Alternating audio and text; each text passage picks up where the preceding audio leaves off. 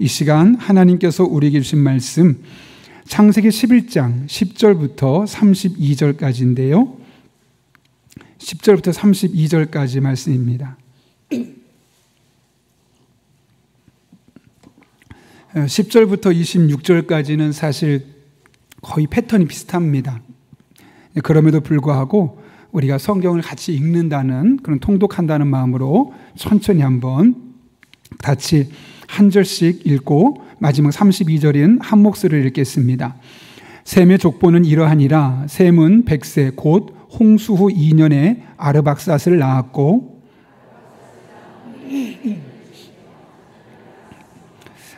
아르박삿을 35세에 셀라를 낳았고 셀라는 30세에 에벨을 낳았고 에벨은 34세에 벨렉을 낳았고 벨렉은 30세에 르우를 낳았고 르우는 32세에 스룩을 낳았고 스룩은 30세에 나홀을 낳았고 나홀은 29세에 데라를 낳았고 데라는 70세에 아브라함과 나홀과 하란을 낳았으며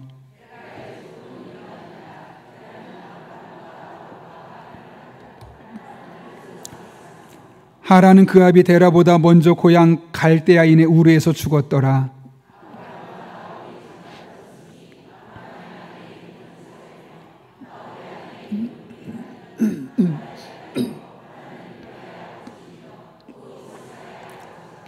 사레는 임신하지 못함으로 자식이 없었더라.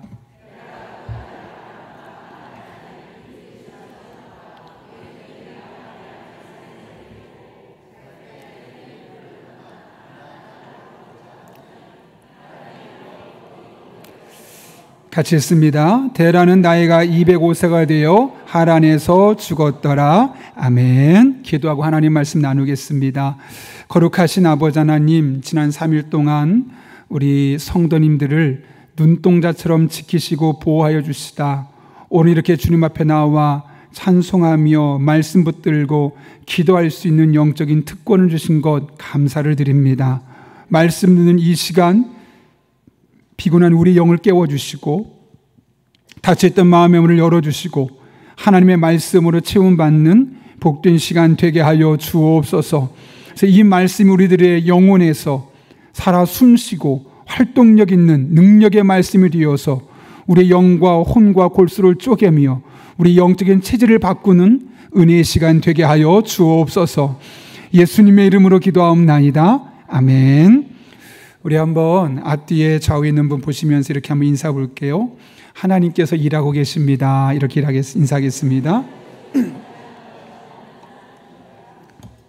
한 번 더요. 당신을 위해서요. 이렇게 한번 인사해 보겠습니다.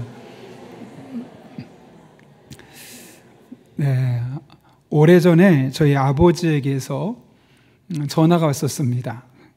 첫 마디가 짧지만 매우 강렬했습니다. 아버지 잘 지내지? 그냥 걸어봤어. 그게 첫 마디였습니다. 그냥이라는 단어, 어떻게 보면 아무 의미 없이 한번 해봤어, 큰 의미 부여하지 마 처럼 보일 수 있는 단어입니다. 그런데 이 그냥이라는 단어를 곱씹어보고 또 곱씹어보면 그냥이 아닌 겁니다. 정말 궁금한 거죠. 잘 지내는지, 문제는 없는지 아들 목소리가 한 번쯤 들어보고 싶어서, 다른 말로 하면 부담스러울까 봐 그냥 한번 걸어봤어 라고 이야기를 했던 겁니다. 그날 아버지와 전화를 가지고 충분히 대화했던 기억이 있습니다. 근데 만약 제가 그날 그 전화통화를 받으면서 그냥 걸어봤어 라는 단어를 그냥으로만 해석했다면 아마 대화는 짧았을 것이고 긴 대화, 마음을 나누는 대화는 성공할 수 없었을 겁니다. 그리고 그렇게 그냥 전화 거신 분은 실없는 사람으로 전락해버렸을 수도 있을 겁니다. 이렇듯 우리가 살면서 간단해 보이는 것도 한 번쯤 더 고민해보고 곱씹어보면 그 안에 어마어마한 의미가 담겨 있음을 우리는 알 수 있습니다. 그런데 하나님도 그렇습니다. 성경에서 하나님께서 일하시는 것들 너무나 우리가 많이 들어왔습니다. 그래서 하나님이 함께 하신다, 살아계시다, 다양한 이야기를 들어도 그냥 마치 아버지가 그냥 전화해봤어, 그런 말처럼 느낄 때가 참 많습니다. 그냥 지나가는 말로, 별로 내 마음에 와닿지 않는 다른 누군가를 위한 말로 그렇게 마음에 와닿지 않고 튕겨쳐 나가는 그런 때가 참 많은 것 같습니다. 그런데 성경에서 하나님께서 일하시는 것, 또 하나님께서 말씀하신 단어 하나하나를 곱씹어보고 뜯어보면 그 안에 하나님의 마음이 담겨 있고 하나님의 사랑이 담겨 있고 우리 한 사람 한 사람을 향한 하나님의 어마어마한 계획이 담겨져 있음을 우리는 깨닫게 되는 것이죠. 오늘 본문도 바로 그런 말씀입니다. 여러분, 오늘 본문의 말씀은 셈의 족보를 집중적으로 보여줍니다. 사실 우리가 가장 읽기 귀찮은 것이 족보이죠. 그리고 아무런 의미가 없어 보이는 것 또한 족보입니다. 그러나 이 족보를 곱씹어보면, 그 족보 내용을 다시 한번 뜯어보면 그 안에 하나님의 놀라운 섭리와 역사가 담겨 있음을 깨달을 수 있는 것이죠. 특별히 오늘 10절부터 26절까지 말씀을 보게 되면 9명의 족보를 보게 되는데 매우 단순하게 기술되어 있습니다. 이런 패턴입니다. 누구누구가 몇 살에 누구를 낳았다, 이렇게 되어 있습니다. 그리고 이어져서 누구를 낳은 후에 몇 년을 지내며 아들을 낳았다, 딸을 낳았다, 이런 형태입니다. 이것이 오늘 보면 10절부터 26절까지 거의 똑같은 패턴으로 반복되고 있습니다. 너무너무 단순하죠. 그런데 이 동일한 패턴이 마지막의 인물 데라에 와서는 약간 달라집니다. 25절을 보면 누구누구가 몇 살에 누구를 낳았다 라고 하고 끝내버립니다. 그리고 나서 다른 사람들은 자녀들을 한 명씩만, 장자들만 언급했다면 데라에서는 아브람, 나홀, 하란, 이렇게 자녀들의 이름을 셋 다 기록하고 있음을 보게 됩니다. 그리고 나서 27절에서 그 데라의 족보를 아주 자세하게 서술하고 있죠. 여러분, 그렇게 본다면 오늘 본문에서 26절까지 말씀 보게 되면 이 족보의 주인공은 누구일까요? 물론 한 사람 한 사람이 다 주인공이죠. 그러나 이 족보를 기술한 이유는 마지막에 기록되어 있는 데라를 부각시키기 위해서입니다. 그래서 다 똑같이 쓰다가 마지막 데라에 와서 약간 그 형태를 달리한 겁니다. 따라서 본문의 족보의 주인공은 데라와 그의 자녀들이고 궁극적으로는 이제 12장에 나오는 아브라함이 주인공이 되죠. 그렇게 보면 10절에서부터 24절까지 인물들은 이 아브라함과 데라를 위한 들러리에 불과합니다. 그렇다면 굳이 이들은 언급하지 않아도 됩니다. 데라가 있었더라, 그의 아들은 셋이 있었는데 그 중에 하나가 아브라함이더라, 이렇게만 이야기해도 웬만한 사람은 알 텐데 왜 굳이 아주 단순한 누가 몇 살에 누구를 낳았고 그 아이를 낳은 후에 몇 년을 지내며 아이를 낳았다, 이야기를 반복해서 쓰는 걸까요? 도대체 무엇을 이 족보를 통해 이야기하고 싶었던 걸까요, 여러분? 바로 셈에서부터 아브라함에 이르기는 이 족보가 잘 이어져 왔다는 것, 그 사실을 강조하기 위해서입니다. 그리고 우린 이 과정에서 이 족보가 흐트러져서 아브라함이 나올 수 없는 상황이 아니라 아브라함이 그 가문에서 나올 수 있도록 계속해서 일하셨던 하나님의 열심을 우리는 발견할 수 있는 것이죠. 우리는 일반적으로 한 세대를 보통 30년이라고 합니다. 그렇게 따진다면 셈으로부터 아브라함까지는 약 10대 정도가 됩니다. 그러면 30년 곱하기 10하면 약 300년 정도가 되는 겁니다. 아브라함을 쓰시기 위해서, 아브라함 통해 일하시기 위해서 하나님께서 무려 300년 동안 셈의 족보에 개입해 오셨다는 겁니다. 이 한 사람을 쓰시기 위해서요. 오늘 본문의 족보는 바로 이 사실 우리에게 말씀하고 싶었던 거죠. 여러분, 하나님은 뒷짐지는 분이 아니십니다. 하나님은 늘 우리를 위해 일하시는 분이십니다.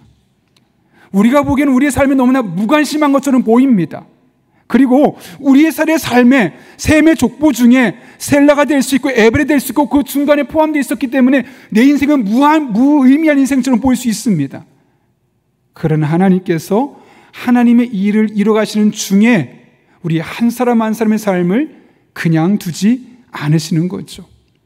하나님은 우리들의 삶에 무관심하신 분이 아니라 매우 관심이 깊으신 분이심을 오늘 이 족보를 통해 우리는 깨달을 수 있게 되는 겁니다. 이에 대해 다윗은 시편 139편에서 이렇게 고백하죠. 여러분 한번 같이 읽어보면 좋겠는데요. 139편 1절부터 4절까지 말씀 같이 한번 읽겠습니다. 시작. 여호와여,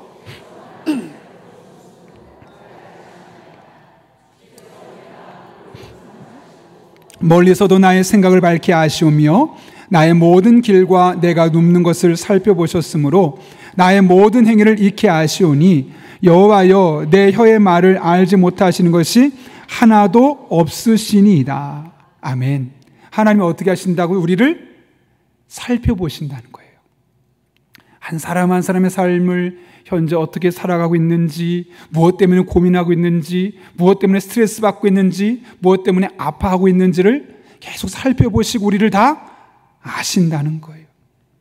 어떤 일로 앉았다 일어나는 일상을 보실 뿐만 아니라 우리가 어떤 생각을 갖고 계신지도 알고 계시고 나의 모든 행위 하나하나까지도 친히 보고 알고 계실 뿐만 아니라 나의 입술에 나오는 모든 말까지도 하나님은 다 듣고 보고 알고 계신다는 거죠.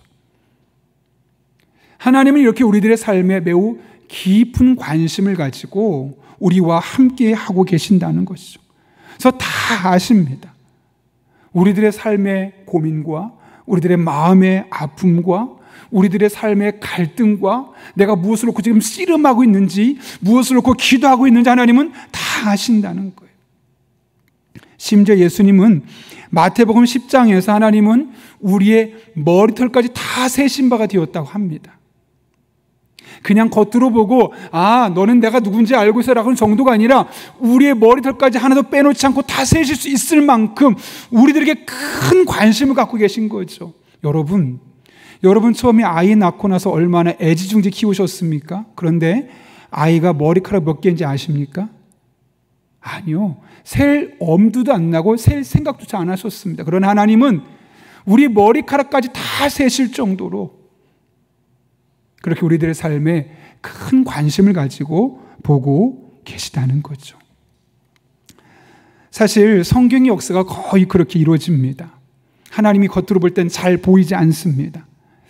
지금 이스라엘의 족보를 보면 무려 300년이 지나오는 동안 하나님이 일하시지 않는 것처럼 보였습니다. 그러다가 이제 데라와 아브람 때 이르러서 하나님이 마치 그들 통해 역사하신 것처럼 보이죠.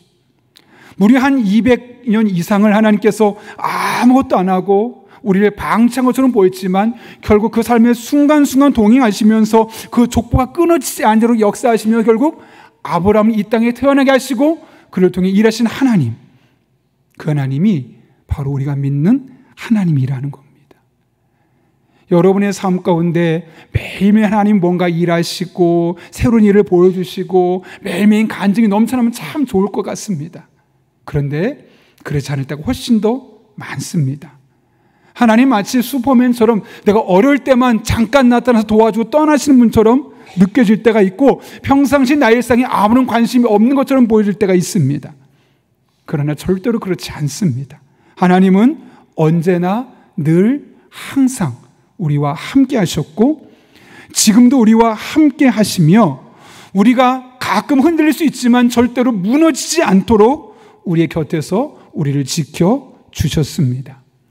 성경 말씀 그대로 하면 내 편이 되사 나를 돕는 자 중에 항상 하나님께서 1순위로 앞장서 주셨습니다.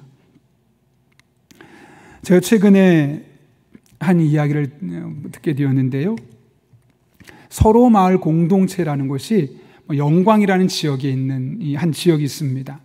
이제 그 지역에 가장 젊은 도시로 손꼽히는데 왜냐하면 그 도시의 평균 연령이 20대, 30대 젊은 사람들이 대부분이기 때문에 그렇습니다. 왜 그런가 봤더니 이제 그 지역이 사실은 뭐 도시라고 할 것까지는 없고 한 목사님이 그 아들을 위해서 세웠던 보육원, 그리고 그 아이들이 보육원을 그만두게 되면 그 아이들이 갈 곳이 없어지니까 그 아이들이 일할 수 있는 일터를 만들어 놓고 함께 그 학교 앞에서, 그러니까 학교 빈학교 공터를 하나 사가지고 거기에 보육원도 만들고 카페도 만들고 또 아이들 살 수 있는 집도 하나씩 만들고 거기서 함께 어린아이 10대부터 아주 어린 나이부터 20대부터 30대까지 함께 살면서 그 지역에서 가장 젊은 공간이 되게 되었던 것이죠. 그 목사님이 왜 그런 일을 하게 되었냐? 원래 집사님이셨다 그래요. 원래 집사님이셨는데 어느 날 새 차를, 조그만 미니카를 하나 이제 사가지고 운전을 하고 가는데 한 아이가 갑자기 차에 돌을 집어 던지더라는 거예요. 그래서 막 화가 나가지고 그 아이에게 내려가지고 막 한마디 하고 차 타고 왔는데 뭔가 마음이 불편해요. 알고 봤더니 그 아이가 고아원에 있었던 아이인데 그 차를 타고 가는 모습이 너무나 시샘이 나고 그래서 돌을 던졌던 거죠. 근데 그날 그 사건이 이제 그 목사님이 그 당시 집사님이셨죠. 마음을 하나님께서 감동시켜 준 거예요. 돌아보니까 저 아이들을 위해서 어릴 때는 보육원에 있지만 보육원을 끝나게 되면 아무도 그 아이들을 책임져 주는 사람이 없음을 알게 된 거죠. 내가 그 일을 해야 되겠다. 그래서 그 학교를 먼저 사고 그런 기관을 만들기 시작하며 본인이 직접 그 아이들에게 그냥 경제적인 생활뿐만 아니라 영적인 생활을 책임지자는 측면에서 스스로가 신학을 공부하고 목회자가 되어서 그들의 삶을 계속해서 꼼꼼하게 체크해 주는 거죠. 사실 아이들은 잘 몰라요. 그냥 목사님이 하라는 대로만 하는 겁니다. 근데 알고 보면 다 그 아이들의 뒤에서 하나하나 다 챙겨주면서 어른이 될 수 있도록 그 뒤에서 버팀목이 되어져 있었던 겁니다. 여러분, 하나님께서 바로 우리들의 뒤에서 그렇게 일하고 계십니다. 우리는 우리의 눈에 보이는 것만 믿으려는 그런 한계를 가지고 있습니다. 그러나 하나님은 우리의 눈에 보이지 않는 곳에서 지금도 여전히 우리를 위해서 일하고 계십니다.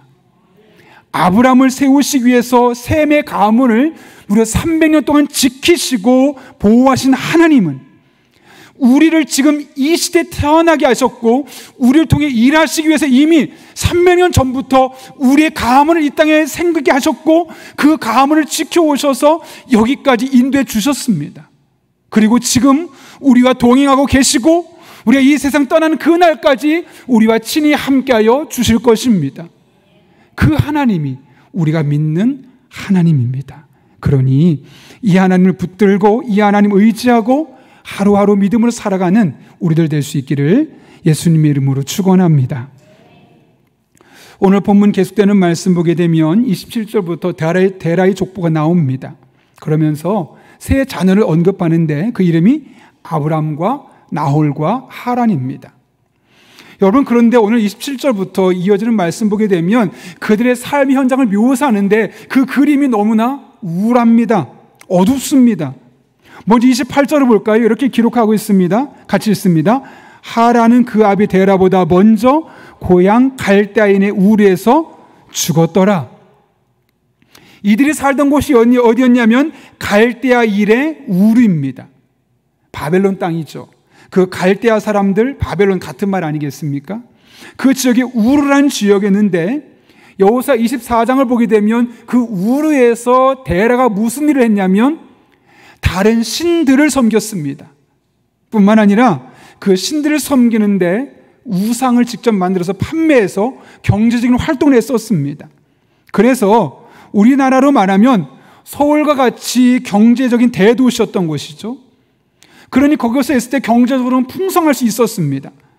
그러나 그곳에서 막내 아들이 아버지보다 먼저 세상을 떠나는 비극적인 일이 있었음을 오늘 본문은 우리에게 보여주고 있는 것이죠. 그리고 이어지는 말씀 보게 되면 29절을 보게 되면 둘째 아들 나홀은 결혼해서 자녀를 낳았습니다. 그러나 30절을 보게 되면 장남이었던 아브라함은 어떻게 되었습니까? 30절 말씀 같이 한번 읽겠습니다. 시작.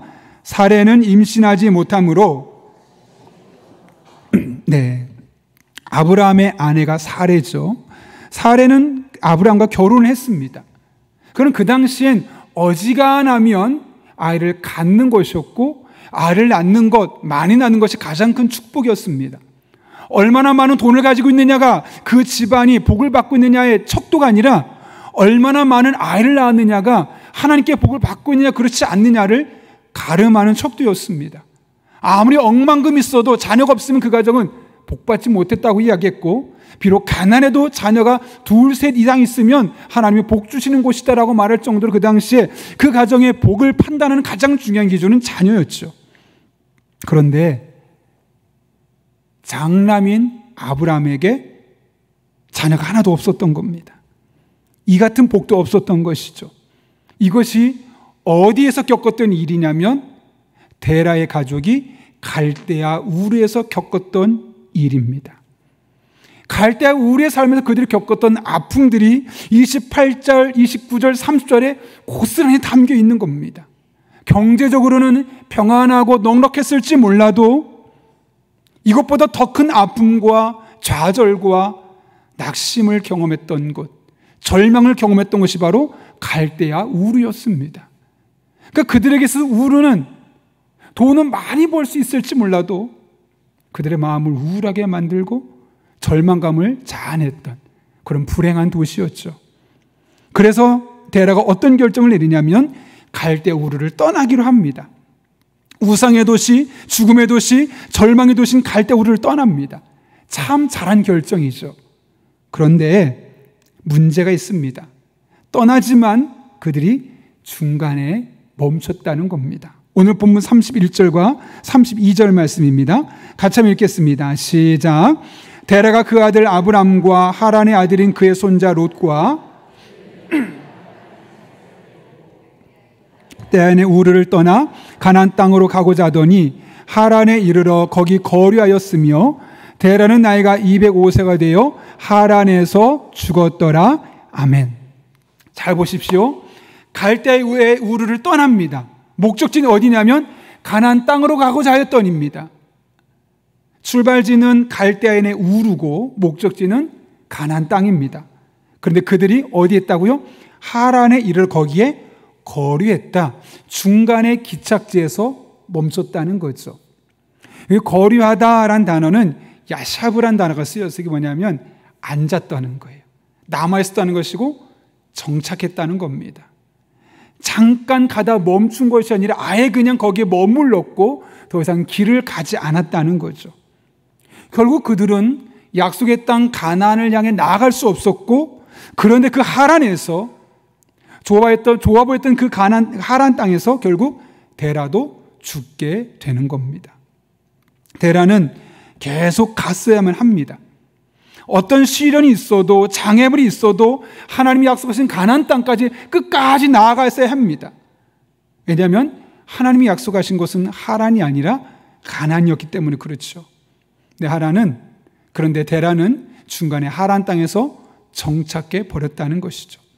이것은 마치 우리의 목적지는 용인에서 강릉으로 가는 건데 강릉에 가다가 덕평역에서 너무 좋아. 여기서 그냥 쉬고 끝나고 돌아와야겠다. 여름휴가를 강릉에 가기로 다 예약까지 해놓고 나서 덕평이 너무 좋다고 덕평에서 우리 1박 2일 지내고 오자. 그런 것과 별로 다르지 않는 겁니다. 그 비슷한 지금 행동을 데라가 취하게 되었던 것이죠. 결국 거기에서 그들의 신앙이 멈춰버렸고 하나님이 약속의 땅을 들어갈 수 없게 되었던 것이죠. 여러분, 신앙도 그렇습니다. 인생은 어떤 의미에서 마라톤과 같습니다. 마라톤을 해보신 분들, 저는 하진 않았지만 TV를 보게 되면 고깃길도 있고요, 꾸불꾸불거리는 길도 있습니다. 그러다 보면 중간에 힘들다고 그래서 멈추게 되면 아무것도 안 되는 겁니다. 끝까지 완주해야만 되는 겁니다. 끝까지 완주하는 삶이 우리들의 삶을 그 끝에 있는 열매를 맛보게 하는 것처럼 신앙도 마찬가지입니다. 우리의 신앙이 중간에 멈춰버리면 요 정도면 됐지 뭐, 남들 다 요 정도인데 요 정도 그 이상은 좀 과한 것 같아. 이건 사실 우리들의 삶에 문제가 되는 거죠. 끝까지 완주하는 신앙, 지치지 않는 신앙, 갈등이 있어도 끝까지 넘어서는 그런 장애물을 넘어서는 신앙이 우리의 신앙의 기초가 되어야 하는 겁니다. 저는 오카는 목사님의 광인 정신을 좋아합니다. 광인, 말 그대로 미친 사람이 있죠. 그러니까 그러면서 이 광인 정신의 모토는 뭐냐면 미쳐야 미친다. 그러니까 그 일에 미쳐야지만 목표 지점에 다다른다, 미친다, 그런 뜻입니다. 그러니까 무엇을 하더라도 정말 끝까지 완주하고자 하는 마음으로 올인하며 마음을 다할 때 그 끝의 결과물을 우리가 누릴 수 있게 되는 겁니다. 대충 하면 안 되는 겁니다. 중간에 멈추면 안 되는 겁니다. 이만 하면 됐지라고 하는 순간 우리의 신앙 거기서 멈춰버리고 나아갈 수 없게 되는 거죠. 제가 최근에 어제 그제 우리 노예 일 때문에 한 목사님과 계속 여러 가지 통화를 하게 되다가 참 마음에 오늘 감동이 있었던 일이 있었습니다. 저보다 훨씬 선배님이시고 이제 60대 중반쯤이 되어가는 목사님이신데요. 목회를 열심히 하시다가 잘 안 됐어요. 결국 교회는 크게 성장하지도 못한 상태로 20, 30명, 40명 정도 모이다가 점점 줄게 되어서 어렵다 보니까 카페를 같이 열게 되었어요. 근데 그 카페도 결국은 문을 닫고 말았죠. 사람들이 많이 찾지 않으니까요. 그러니까 목회도 멈추고 카페도 문을 닫고 목사의 타이틀은 갖고 있으면서 이제 에어컨 청소를 하시면서 어떻게 다시 재개할 수 있을까? 어떻게 다시 목회할 수 있을까? 계속 그것만 고민하고 계셨던 거예요. 그러다가 최근에 다시 카페를 오픈하게 되면서 제가 이제 동반 목회 지원위원회 위원장인데 좀 지원하는 건에 대해서 저랑 상담을 하다가 다시 이제 목사님이 카페를 오픈하면서 목회를 하려고 한다. 그런데 어떤 목회냐면 지식산업센터 안에 수많은 교회 사람들이 있는데 수천 개 이런 점포들이 있는데 그들에게 신우의 활동 같은 그런 목회를 하고 싶다. 내가 나이가 65세가 다 되어가고 이미 목회 한번 실패하고 카페 실패했지만 여기서 포기하지 않고 다시 내가 일어서서 하나님 주신 사명을 붙들고 다시 한번 그 일을 감당해보고 싶다 하는 마음에 사실 많은 사람이 그 나이에 그냥 은퇴를 준비하라 라고 말함에도 불구하고 다시 카페를 오픈하려고 하고 있고 그 카페에서 만난 사람들을 통해서 그 상가를 우는 지식센터에서 있는 수많은 스토어, 이 상가에 있는 사람들에게 이제 신우의 활동을 통해서 복음을 전하고자 하는 그런 열정을 가지고 있는 모습을 보게 되는 거죠. 한 번 실패했습니다. 아니, 엄밀히 말하면 2번 실패했습니다. 목회를 실패했고 카페를 실패했고 그러면 가만히 있어도 누가 뭐라 할 수 없습니다. 그러나 그분은 다시 일어서서 내가 사명을 감당하겠다. 내가 70세까지 목사로서 타이틀을 갖고 있는데 사람이 많든 적든 상관없이 그때까지 내가 맡기는 삶을 끝까지 감당하겠다. 중간에 이런 장애가 있다고 이런 어려움 없다고 포기하지 않고 끝까지 내가 마치 마라톤을 하듯이 이 목회 사명을 감당하겠다 라고 하는 그 모습에 개인적으로 저에게 참 많은 이 감동이 있었습니다. 여러분, 우리들의 신앙을 한번 점검해 봤으면 좋겠습니다. 우리들의 신앙은 어떤 신앙입니까? 혹시 휴게소 신앙입니까? 아니면 하나님께서 맡겨주신 사명을 감당 위해 끝까지 앞만 바라보고 광인 정신으로 사명을 감당하기 위해서 목숨 걸고 나아가는 신앙인입니까? 중간에 더 좋은 일이 있어서 중간에 어려운 일이 있어서 다 포기하고 만약 휴게소에 멈춰 있는 신앙인이었다면 다시 한번 일어설 수 있기를 바랍니다. 그리고 미쳐야 미치는 것처럼 다시 하나님 앞에 나와서 첫사랑을 회복시켜 달라고, 은혜를 회복시켜 달라고, 나의 삶의 가장 그 중요한 자리에 하나님 모시고 갈 테니 내게 힘 주시고 능력 주시고 지혜 주셔서 이 맡겨진 사명 다시 한번 잘 감당할 수 있도록 은혜 베풀어 달라고 다시 한번 일어설 수 있는 저와 여러분 될 수 있기를 바랍니다. 하나님께서 친히 동행하시고 우리들의 삶에 놀라운 신앙 회복을 허락하여 주실 것입니다. 그런 은혜를 삼하며 나아가는 여러분의 삶 가운데 날마다 순간마다 하나님 도우심이 할 수 있기를 예수님의 이름으로 축원합니다. 우리 시간 함께 찬양하고 기도하면 좋겠는데요. 우리들을 위하여 십자가에 못 박혀 죽으신 그 주님 앞에 내 마음의 한 자리를 내가 내어드리겠습니다. 그러나 그 자리는 저 구석의 변두리가 아니라 가장 가장 중요한 자리, 그 자리를 하나님께 내어드리겠습니다. 우리 그런 믿음의 고백으로 함께 찬양하고 기도하겠습니다.